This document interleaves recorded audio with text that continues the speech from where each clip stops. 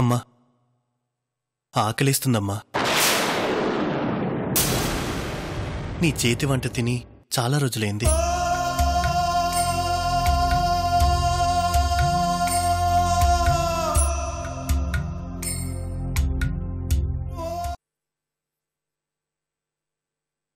నేనెక్కడున్నా చివరికి ఇక్కడికి రావాల్సిన వాడిని. ఏంట్రా పెడసరంగా మాట్లాడుతున్నావు? నేను మీ అయ్యగారికి కూతురు లాంటి దాన్ని. ఏం బాబాయ్ చెప్పువాడికి? నా కూతురు ఎప్పుడు వాడితో అలా మాట్లాడదమ్మా. వాడిని అన్నయ్య అని పిలుస్తుంది. జానకయ్య గారు, జానకమ్మ. అమ్మకి జేజమ్మకి పోలికే ఉంటుంది. అమ్మా అట్ట కోపంగా చూడమాకమ్మా. నువ్వేదో మా అయ్యగారిని అడుక్కోటానికి వచ్చావు కదా, అదే అడగటానికి వచ్చావు కదా. జానకమ్మ జీవితం అయ్యగారు ఇచ్చేస్తారు, తీసుకెళ్ళు. మీ ఇంట్లో పనోళ్ళకు కూడా బాగా చొరవిస్తారే. ఇక్కడ పనోళ్ళు ఎవరు ఉండరమ్మా, అంత మనవాళ్లే. మంచినీళ్ళు కావాలమ్మా? మీకు ఇప్పుడు కావాలే, నాకు అర్థమైంది.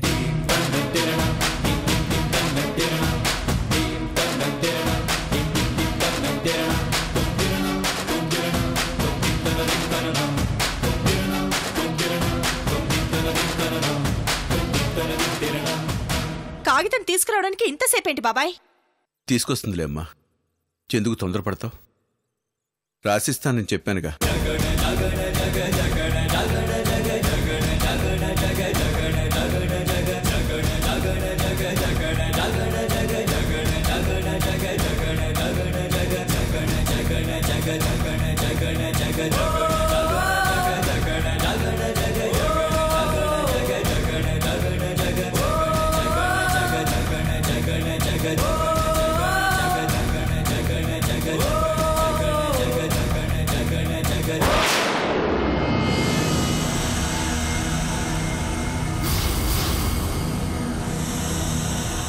అత్తయ్య,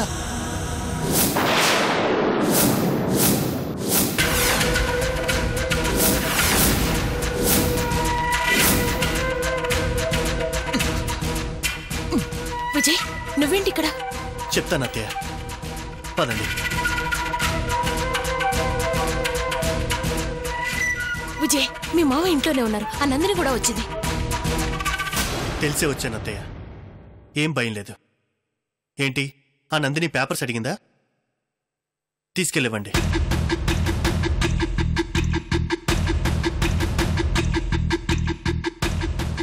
అత్తయ్య ఒక్క నిమిషం.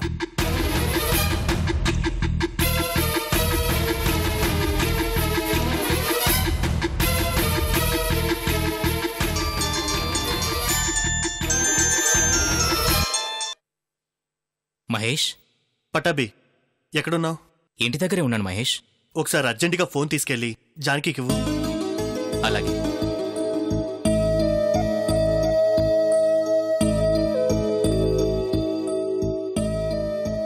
అమ్మా, విజయ్ ఫోన్. ఇందాకే మాట్లాడాడుగా. చెప్పు విజయ్. జానకి, ఇప్పుడు నేను ఎక్కడున్నానో చెప్పు. ఎక్కడా? నువ్వే చూడు.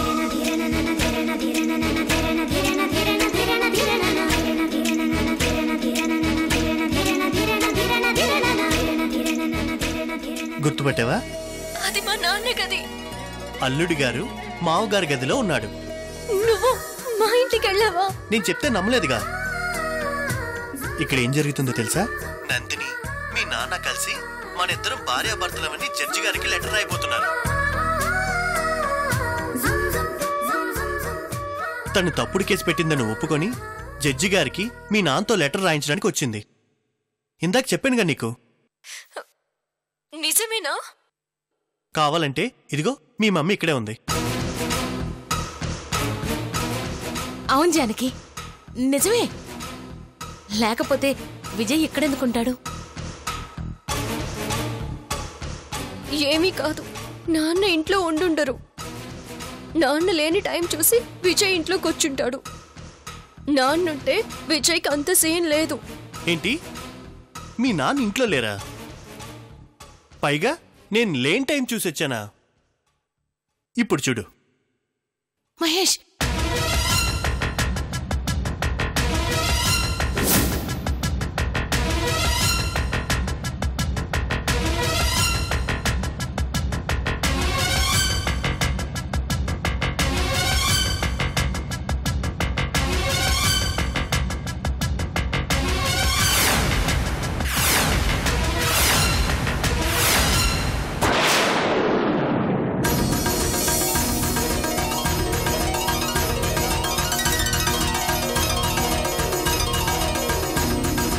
నేను ఆల్రెడీ రాసేశాను. మీరు కూడా రాసిస్తే నిజాలేంటో జడ్జి గారికి అర్థం అవుతుంది. రాస్తానని చెప్పాను కదమ్మా. నువ్వు చెప్పిన దాంట్లో న్యాయం ఉంది. తప్పకుండా రాస్తాను.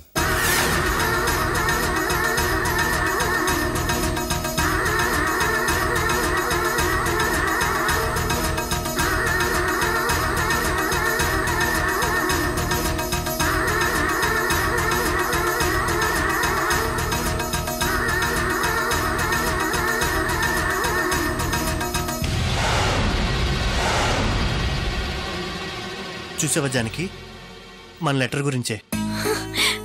అవునా? లేకపోతే నేను అబద్ధం చెప్తున్నాను అనుకుంటున్నావా? లేక మీ ఇంటికి దొంగతనంగా వచ్చాను అనుకుంటున్నావా? మీ ఇంటికి, అది మీ నాన్న ఇంట్లో ఉండగా బెడ్రూమ్ లోకి ఎంటర్ అయ్యే దమ్ము ధైర్యం ఆఫ్టర్ ఆల్ ఈ విజయ్ గారికి ఉందంటావా? నిజమే. లేదులే. మరి ప్రవళిక, వస్తున్నానండి. పెన్ను కనిపించలేదు, వెతుకుతూ ఉన్నాను. పొలబాబు, పెన్ తీసుకురా.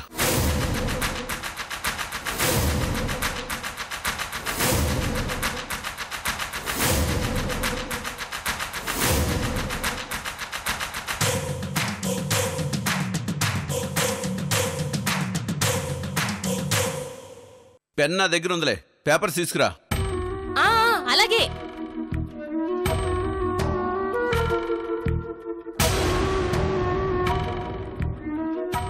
జానకి, ఇదిగో చూసావు కదా, లెటర్ రాయడానికి ప్యాడ్ తీసుకెళ్తున్నాను.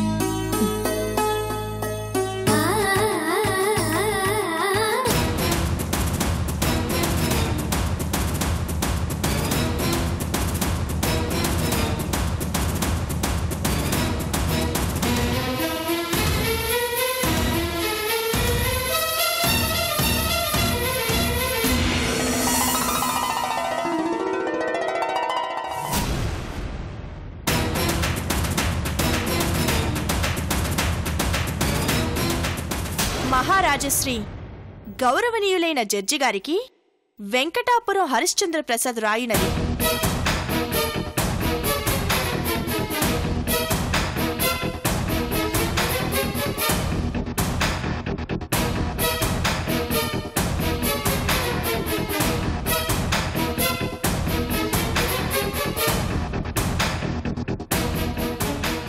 జానకి నా కూతురు.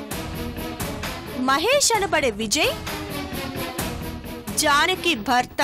ఆయన రాస్తున్నారు కదా, ఇలాంటివన్నీ ఆయన చాలానే రాశారు. నువ్వేం చెప్పనక్కర్లేదు. అంతేలేండి, మీరు రాయండి బాబాయ్.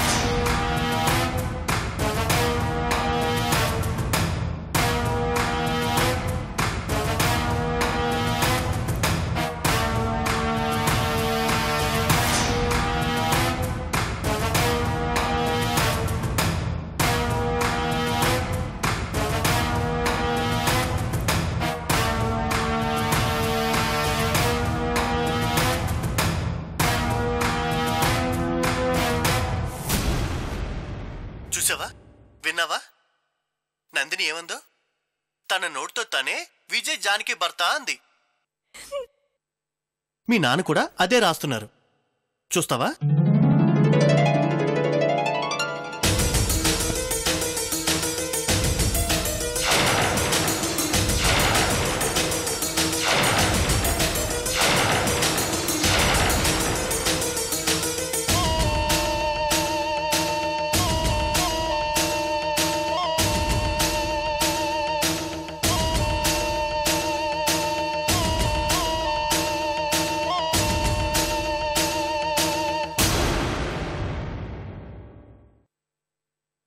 విజయ్, చెప్పు జానకి.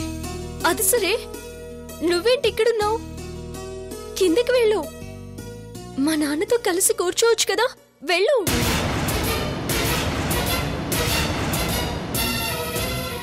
భలే దానివేలే. అసలే నందినికి మన మీద విపరీతమైన కోపం. ఇప్పుడు నేను దానికి కనిపించాననుకో, ఒప్పుకున్నది కాస్త రివర్స్ అయితే. అందుకే వద్దు. ఒప్పుకుంది కదా అని ఓవర్ చేస్తే తన్ని రెచ్చగొట్టినట్టు అవుతుంది.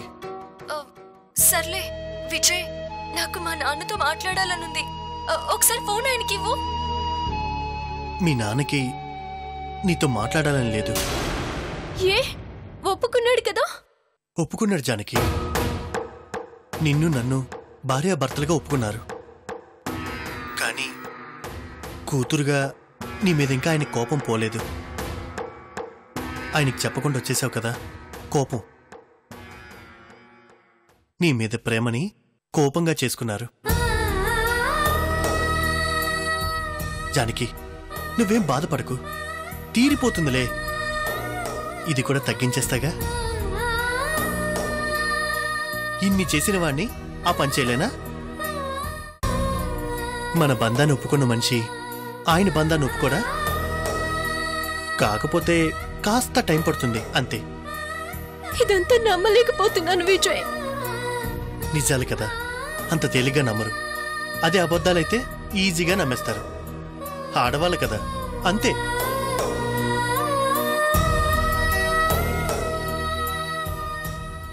జానకి, మీ నాన్న జడ్జికి లెటర్ ఇస్తున్నారు, చూస్తావా?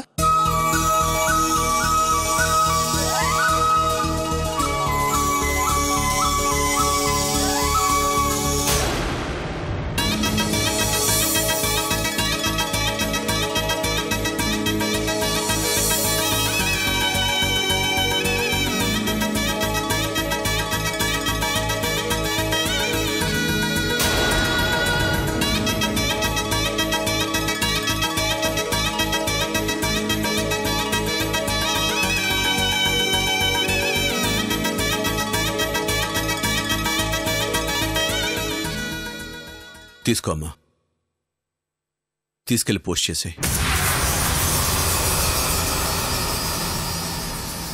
థ్యాంక్ యూ బాబాయ్. అడగగానే మీరు ఒప్పుకుంటారనుకోలేదు.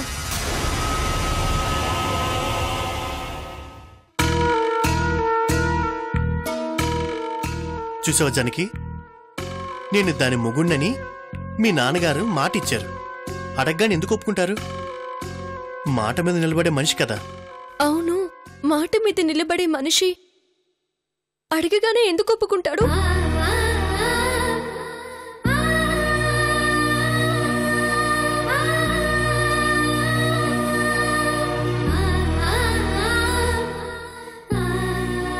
జానకి, మావే వస్తున్నారు, నేను మళ్ళీ మాట్లాడతాను.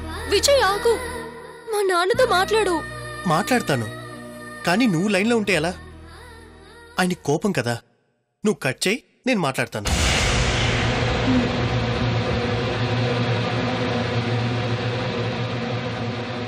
హరి,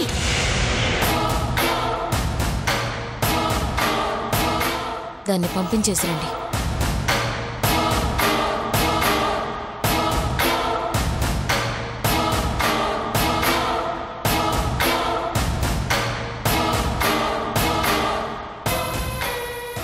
ఇంకేమన్నా కావాలా అమ్మా? ఆహా, అక్కర్లేదండి. థ్యాంక్స్ చెప్దామని.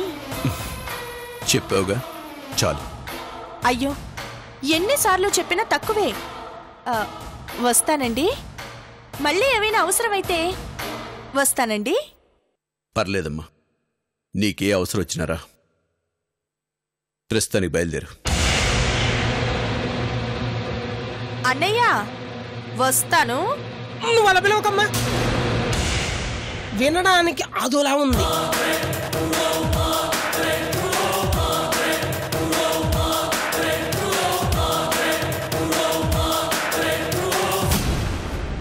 విజయ్, మీ మావయ్య గారి పైకి వస్తున్నారు, వెళ్ళు. సరే, వస్తాను అత్తయ్య. Thank you.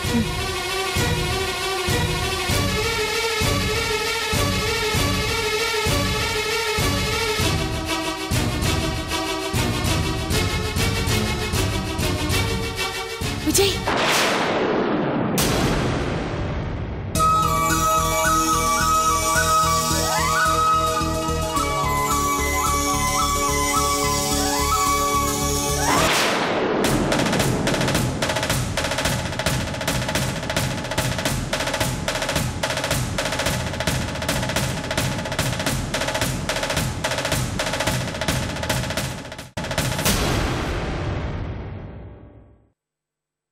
ఏంటి కంగారు పడుతున్నావు? అదే ఏం లేదు, మీరలా లెటర్ రాసిచ్చేసరికి. నేనేం తప్పు రాయలేదే, ఇచ్చిన మాటే కాగితం మీద రాసిచ్చాను. అంతేలేండి, కానీ దేవుడున్నాడు. ఏ బంధం గెలవాలో ఆ బంధాన్ని గెలిపిస్తాడు. ఉన్నాడు, ఖచ్చితంగా ఉన్నాడు.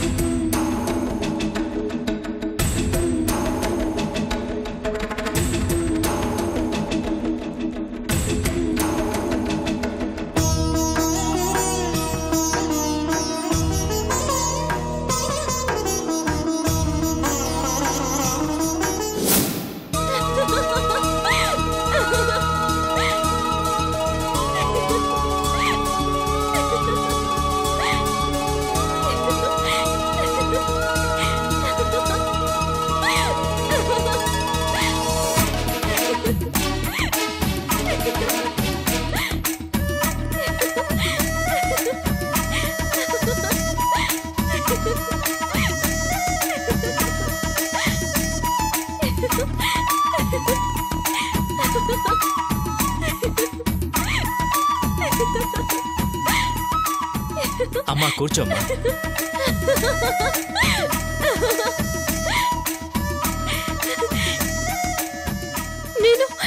నేను నవ్వుతుంటే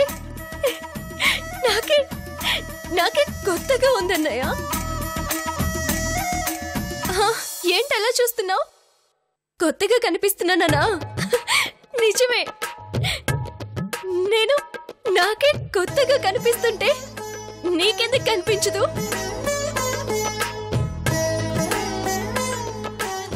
మేము ఇక్కడికి వచ్చిన దగ్గర నుంచి నేను వాడితో బాగానే ఉన్నాను.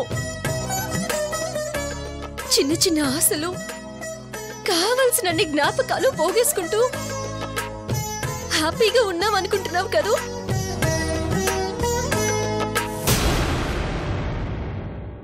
అదంతా ఆర్టిఫిషియల్. మాకు మేము తెచ్చిపెట్టుకున్న ఆనందం, తయారు చేసుకున్న నవ్వు, అసలైన ఆనందం ఇప్పుడు అనుభవిస్తున్నాను.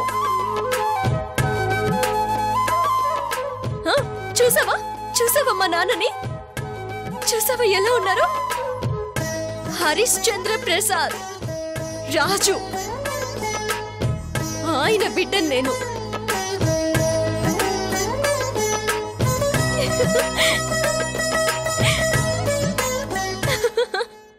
అవునమ్మా, చాలా బాగున్నాడు, రాజులాగే ఉన్నాడు.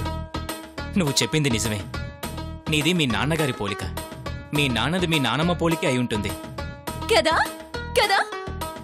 మరి ఇందాక అబద్ధం ఎందుకు చెప్పావు? మా అమ్మ పోలికని అబద్ధం ఎందుకు చెప్పావు? So you are a liar.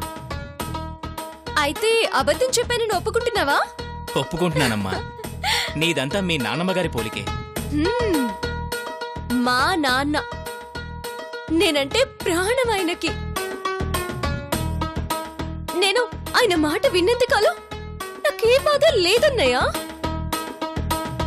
ఎప్పుడైతే సొంతంగా నిర్ణయాలు తీసుకోవడం మొదలు పెట్టానో అప్పటి నుంచి కష్టాలు, కన్నీళ్లు.